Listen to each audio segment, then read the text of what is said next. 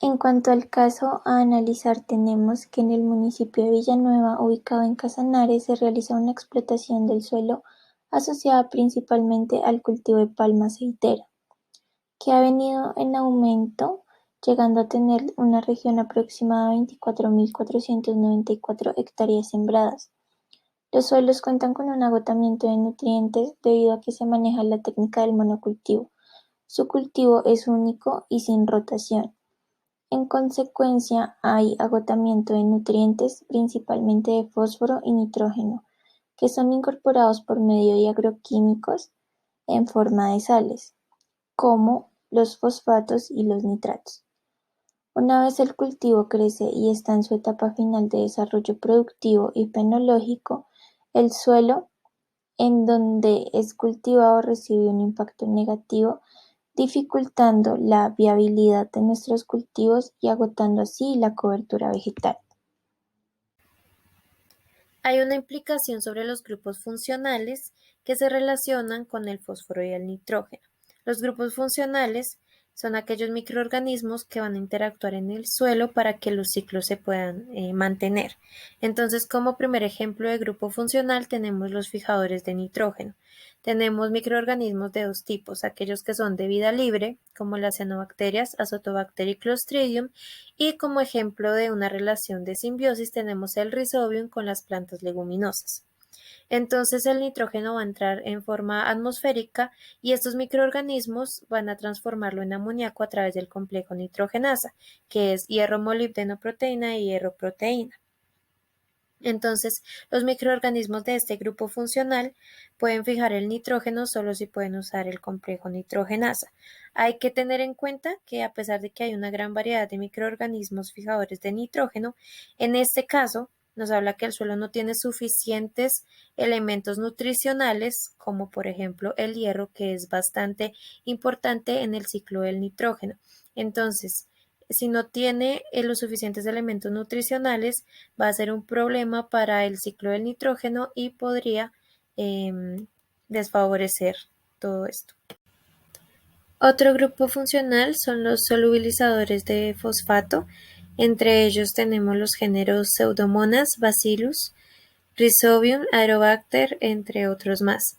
Entonces, cabe aclarar que el fósforo no está en la atmósfera como el nitrógeno, sino que este está en forma de sal en el suelo, es decir, en forma de fosfato.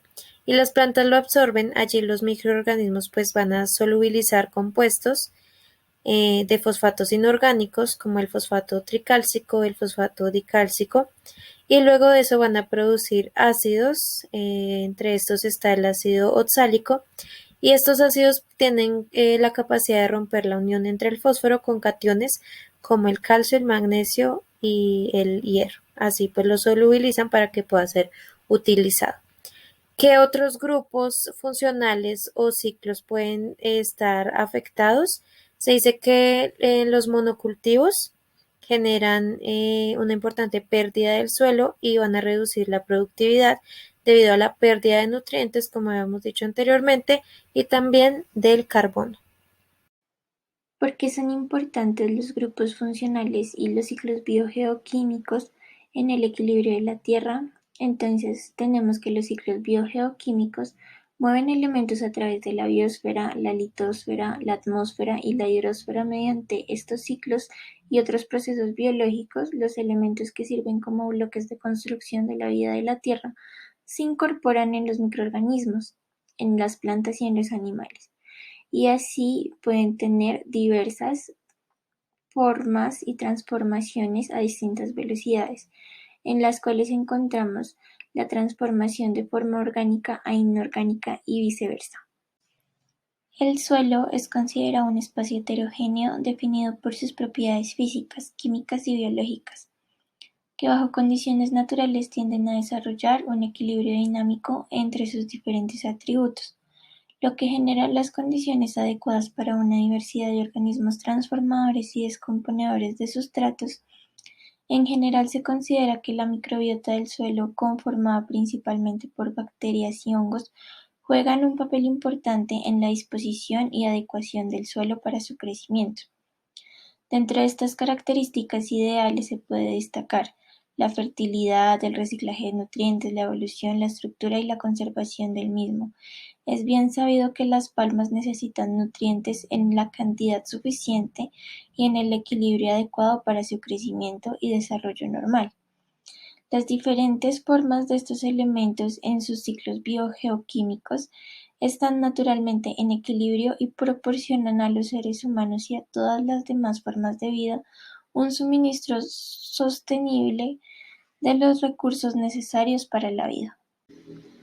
¿Cuál sería el principal problema en el equilibrio si se alteran estos ciclos en el suelo?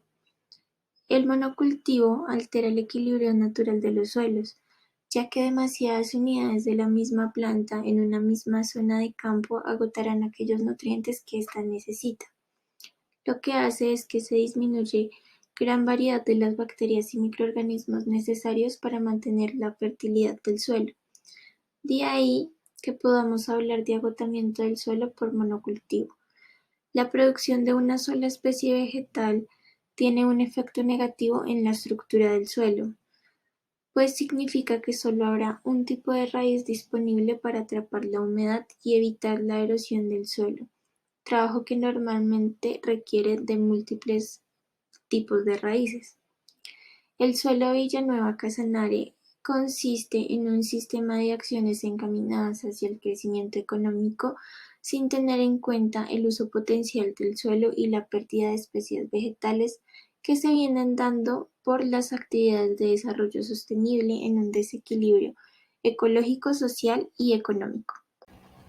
Para explicar la relación entre las plantas, el suelo y los grupos funcionales tenemos esta gráfica. En la parte superior representa las plantas, la franja café oscura determina el proceso que ocurre dentro del citosol de las raíces, la membrana plasmática y la pared celular.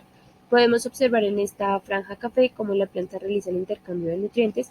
Esto lo hace pues a través de la bomba de protones, el transporte de sustancias en el plasmalema, por exocitosis, por flujo de iones y también por mecanismos desconocidos. Es por eso que vemos el signo de pregunta. Todos estos nutrientes son de bajo peso molecular, lo que permite que sean fácilmente utilizados en el suelo o rizósfera que está representada con color tierra. Estos estimularán el crecimiento de comunidades que desarrollarán biofilm.